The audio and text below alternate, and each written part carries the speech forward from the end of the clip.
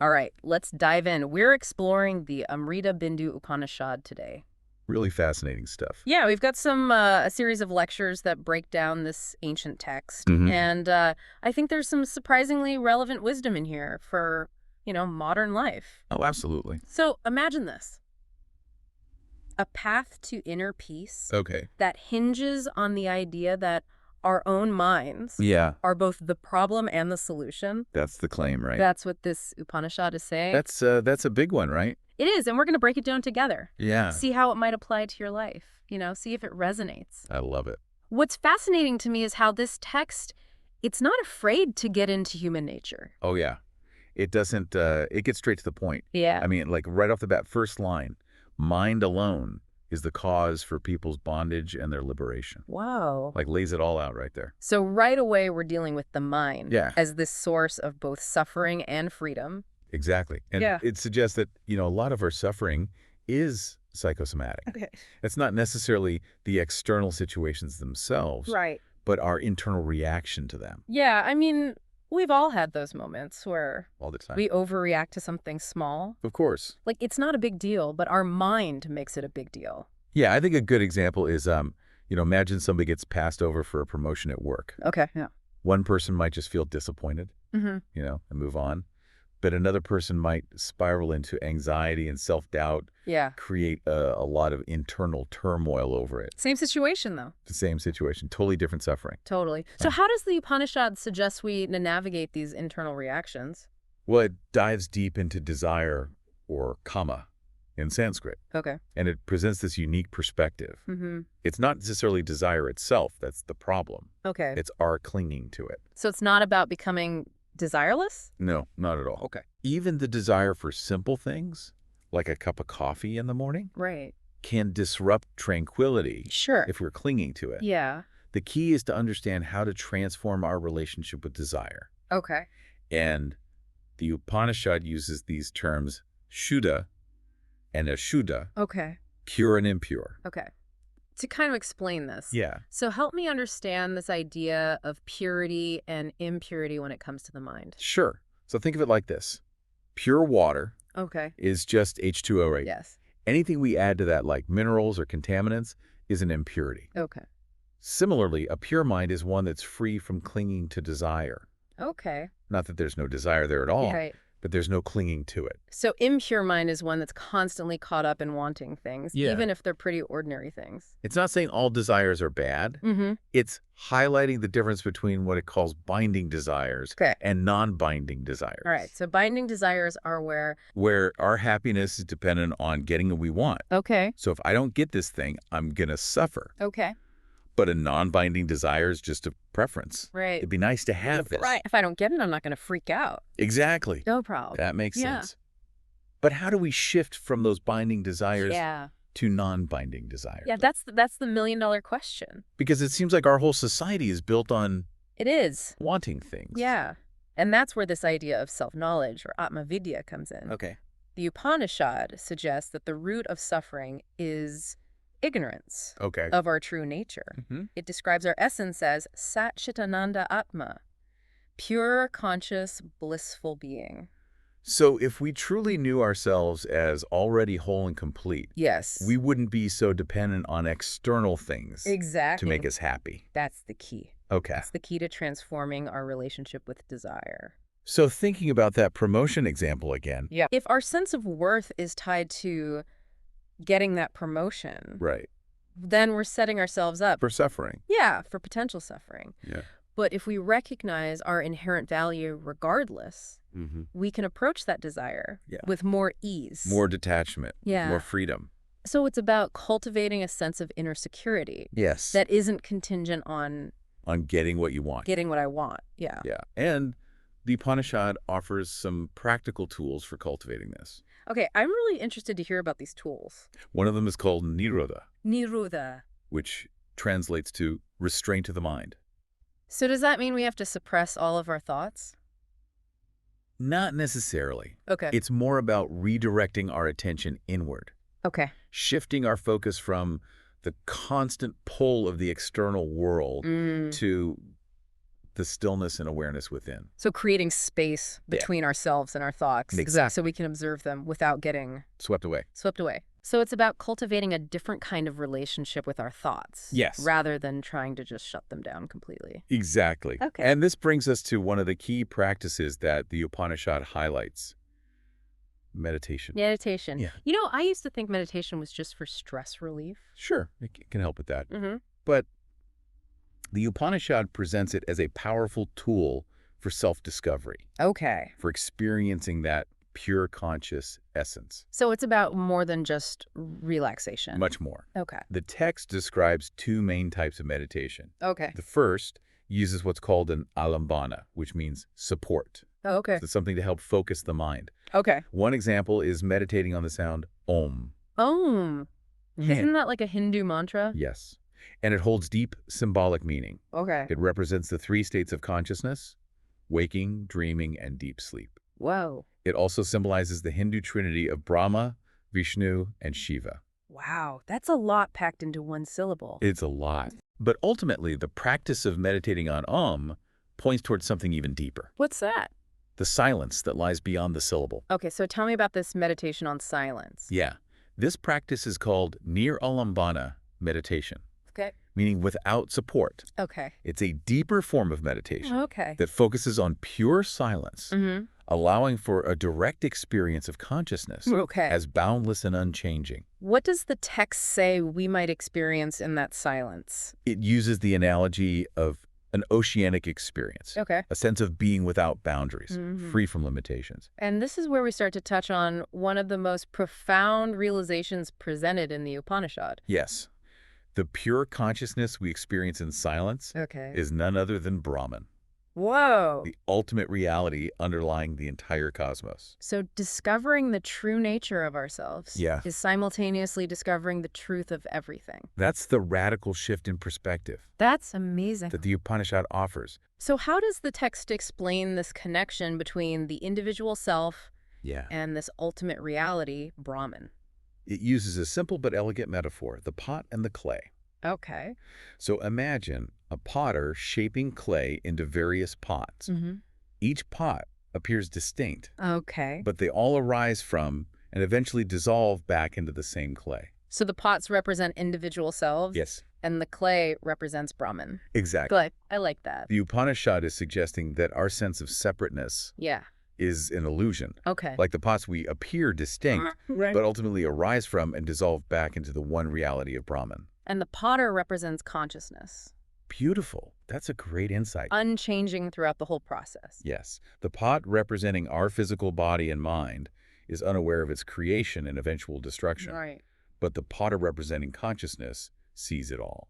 Okay, so we're like the pots mistaking our temporary forms Yes. for our true essence, Exactly. which is pure, unchanging consciousness. And this leads us to the concept of the enlightened being, or Buddha. Okay. The Upanishad offers a radical perspective here. Okay. For someone who realizes their true nature, there is no bondage to be freed from, nor any need for practices like meditation. Wow. Enlightenment is not an achievement. Okay. It's a recognition of what has always been true. So it's not about becoming something we're not, Yeah. but about unveiling the truth. Yes. That's already there. The path to liberation lies in removing the veils of ignorance Okay. that obscure our true nature. And ignorance being impermanent Yeah. can be dissolved through self-knowledge. It's like removing a blindfold, revealing the world that was always there. That's a powerful image. It is. So it's not about adding something new, Yeah, but subtracting those layers of misconception exactly. that prevent us from seeing clearly. And one of the most powerful of these misconceptions is what the text calls Shabdamaya. Shabdamaya, what's that? It refers to the illusion created by words and concepts. We get so caught up in thinking, I am name, I am job title, I'm this or that, Right. that we lose sight of the unchanging consciousness beneath those labels. So all of our thoughts and emotions, hear that. even our sense of self, are like constructs of the mind. Yes, like clouds obscuring the clear sky of pure awareness. Okay. I'm starting to see how all of this fits together. Good. But before we go any further, Yeah. let's pause for a moment and recap Definitely. some of these key takeaways from the first part of our deep dive. Okay. What are the most important points for our listener to remember? All right, so we've got the mind's dual nature. Our minds can be the source of our suffering and our liberation. Right. It's all about how we relate to our thoughts and perceptions. Okay. That makes all the difference. Right. We talked about moving from binding to non-binding desires. Mm-hmm. The key to freedom lies in transforming our relationship with desire, Yes. recognizing the difference between those desires that create a sense of lack and those that allow for greater ease and detachment. Yeah. Self-knowledge is key. Mm. The root of suffering is ignorance of our true nature. Okay. Cultivating that self-knowledge, Atmavidya, allows us to recognize our inherent wholeness and completeness, Very. freeing us from dependence on external things for happiness. Mm. We talked about meditation as a path, Yes. a powerful tool for cultivating self-knowledge. Yeah. Whether we use a support like the sound of Om or practice silent meditation, Right. the goal is to shift our attention inward towards the stillness and awareness within.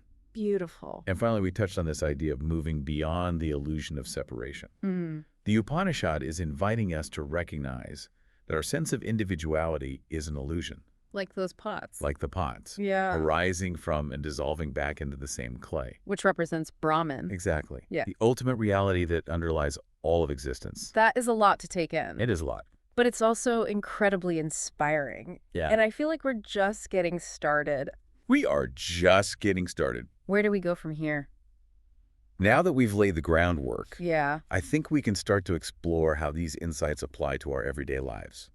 Okay. How can we integrate this understanding of oneness and self-knowledge Mm-hmm. into the messy, complex reality we all face? Yeah. That's what we'll dive into in the next part of our exploration. Awesome. Looking forward to it. Me too.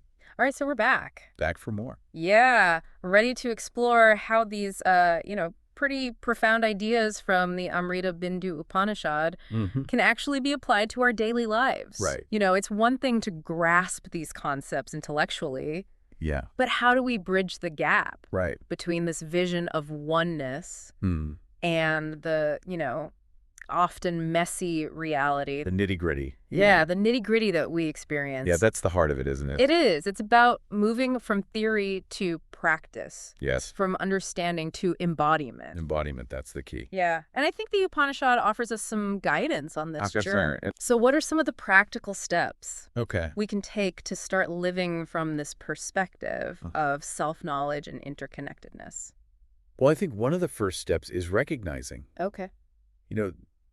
those subtle ways in which we perpetuate this illusion of separateness Mm-hmm. in our daily lives. Okay. Remember Shabda Maya we talked about? Yes, the illusion created by words and concepts. Exactly. We get so caught up in identifying with these labels. all the time. Our names, our job titles, our roles. Yeah. It's like we're constantly building walls around ourselves with these mental constructs. Yeah. We define ourselves as separate from others, Mm-hmm. separate from the world around us, Right. and even separate from different parts of ourselves. Yeah. So how do we start to break down these walls? Well, I think it starts with awareness. Okay. The Upanishad reminds us that thoughts are impermanent. Right. They come and go, Yeah. like clouds in the sky. Beautiful. And if we can start to recognize Mm-hmm. that our thoughts aren't the ultimate reality, Right. we can start to loosen their grip on us. Easier said than done. Much easier said than done. It feels so real. Yeah. Our thoughts and beliefs can feel So real. very, very real. Yeah. But it's a process. Okay. It's not a switch you can just flip. But the more we practice observing our thoughts Yes. without judgment, That's the key. the more we can, Create some space. create some space Yeah. between ourselves and the stories our minds are creating. The stories we tell ourselves Yeah. all the time. So it's about cultivating that sense of detachment Yes. from our thoughts, Detachment is a great word. seeing them as passing phenomena rather than absolute truth. Yeah, the text reminds us we're not our thoughts. Mm. We are the awareness Okay. that's aware of the thoughts. Right. So you could think of it like the difference between a screen Okay. and a movie playing on it. Right. The screen, representing pure awareness, remains unchanged, Mm. even as the images on it are flickering and changing. So instead of getting lost in the drama of the movie, Yes. we can cultivate the awareness Of the screen. of the screen, that underlying space of consciousness. Beautiful. I love that analogy. I do too. It really helps. Yeah. And this is where the practice of meditation becomes so crucial. Absolutely. It's not about stopping our thoughts, Right. but about creating space creating space, yeah. around them Learning to observe them without getting entangled in Right. their stories. in a drama. Yeah, we practice witnessing our thoughts and emotions Mm-hmm. without identifying with them. Yeah, meditation comes up a lot in these deep dives. Doesn't it? Yeah. It does. And I've definitely experienced the calming effects, Sure. but I can see how it can also be such a powerful tool It is. for cultivating self-awareness Yeah, and detaching from our thoughts. yeah. And the beauty of meditation is Yeah. it's a practice anyone can do, Right. anywhere, anytime. You don't need any special equipment. Nope. You don't need to go to a special place. You don't need to be a monk. Yeah, you don't need to be a monk on a mountaintop. Exactly. So we can bring that same sense of spaciousness and awareness Yes. into our daily lives. That's the goal. Yeah. It's about remembering that we have a choice Okay. in how we respond Mm-hmm. to the situations we encounter. We Yeah. can react habitually, Right. getting swept away. By our thoughts and emotions. Or we can pause, Okay. observe, Mm-hmm. and choose a more skillful response. This reminds me of that promotion example. Yeah. The person who spirals into anxiety is reacting habitually, Totally. whereas the person who quickly shifts their focus is making a conscious choice. Yes, they're choosing. Like respond differently. Yeah, a more skillful response. And that ability to choose our response Mm-hmm. is a direct result of cultivating self-knowledge. It is. Yeah. When we recognize our inherent wholeness and completeness, Yes. we're less likely to be thrown off balance By those external events. by all the ups and downs of life. Yeah. But what about when we're faced with really challenging situations? Okay. Things that trigger strong emotions Yeah. like fear, anger, grief. Sure. It seems much harder to stay grounded Yeah. and detached Yeah, you're right. in those moments. It's not easy. And the Upanishad Yeah. doesn't suggest that we become, Right. emotionless robots. Yeah. That life will suddenly become this blissful paradise. Right. Challenges and difficult emotions are a part Yeah, they're part of life. of the human experience. But it's how we relate to those experiences Yes. that makes all the difference. That's the key. So it's not about avoiding or suppressing our emotions, Right. but about changing our relationship with them. Yes. Instead of getting lost in the story, Mm-hmm. we can practice witnessing our emotions Okay. with compassion and curiosity. Okay, but how do we actually do that? Yeah. It's easy to say, It is. observe your emotions. Observe your emotions. But what does that look like in practice? Right. Especially when those emotions are really intense. So let's say you're feeling overwhelmed Okay. by anxiety about an upcoming presentation at work. Yeah, I've been there. Instead of resisting or trying to push away that anxiety, Mm-hmm. you might take a few deep breaths. Okay. Bring your awareness to the physical sensations in your body Right. and simply acknowledge, I'm feeling anxious. So just creating space Creating space. for the emotion to be there Yes. without getting swept away by it. Exactly. And in that space of awareness, Yeah. you can start to investigate the anxiety I- with curiosity. Mm-hmm. So what thoughts are fueling this anxiety? Right. What are the underlying beliefs or fears that are contributing to this feeling? So we become a detective almost. Yes. Investigating the emotion Yes. rather than just identifying with it. Instead of saying, I am anxious, Right. you say, I'm feeling anxiety. Right. It's a subtle shift, It is. but it can make a big difference. And that simple act of witnessing our emotions Yeah. with awareness and compassion can be incredibly transformative. I think so. It allows us to move through them Yeah. with greater ease and skillfulness Rather than getting stuck. rather than getting stuck. Yeah. Yeah, That makes a lot of sense. good. It's not about pretending we don't feel challenging emotions, No. but about changing how we relate to them. Exactly. And this shift in perspective Mm-hmm. can have a ripple effect Okay. on our relationships, our work, Yeah. even our overall sense of well-being. Okay. I'm starting to see how these principles can be applied to everyday life, Yeah. but there's one piece of the puzzle I'm still grappling with. Right. You know, we talk about this illusion of separateness, Yeah. but how do we reconcile that Mm-hmm. with the very real suffering we see in the world? Right. How do we hold on to a sense of oneness Yeah. when we're confronted with injustice, violence, pain, all of that? Yeah, that's a profound question. and one that gets to the heart of what it means to live from this perspective. Of interconnectedness. Yes. So how do we reconcile this vision of oneness with the reality of suffering? So how do we reconcile this vision of oneness with the reality of suffering? That's the big question. Yeah. Right. And, the Amrita Bindu Upanishad Yeah. doesn't offer any simple solutions. Okay. Or naive pronouncements about ignoring the world's problems. So it's not about detaching from the world? No. Or pretending that everything is okay? Not at all. In fact, I think it's quite the opposite. Okay. True compassion, according to the Upanishad, arises from deeply recognizing our shared humanity and the interconnectedness of all beings. That makes sense. Yeah. If we truly see ourselves as part of one unified consciousness, then the suffering of others becomes our own suffering. Exactly. It's about recognizing the inherent dignity and worth of every being. Right. Regardless of their circumstances. Regardless of their circumstances, yeah. And this understanding naturally leads to a desire to alleviate suffering, to create a more just and compassionate world. So it's not about ignoring the darkness, right, but about facing it with an open heart. Yes. And a willingness to act. To engage. But how do we do that? Without getting completely overwhelmed by the sheer magnitude of suffering It's a lot. that exists in the world. Yeah. How do we find that balance between inner peace and engaged action? That's the question. That's the delicate dance we're all navigating, right? Yeah. And the Upanishad reminds us that it's a journey, not a destination. Okay. There's no point at which we suddenly become immune to the world's sorrows or achieve some perfect state of unwavering equanimity. Right. It's an ongoing practice. Yes. A continual effort to align our actions with our understanding of interconnectedness. Exactly. And it's not about becoming saviors or fixing everything that's wrong in the world. Yeah. It's about showing up. It is. With awareness. With compassion. Willingness to contribute in whatever ways we can. Yeah, in whatever ways we can. I like that.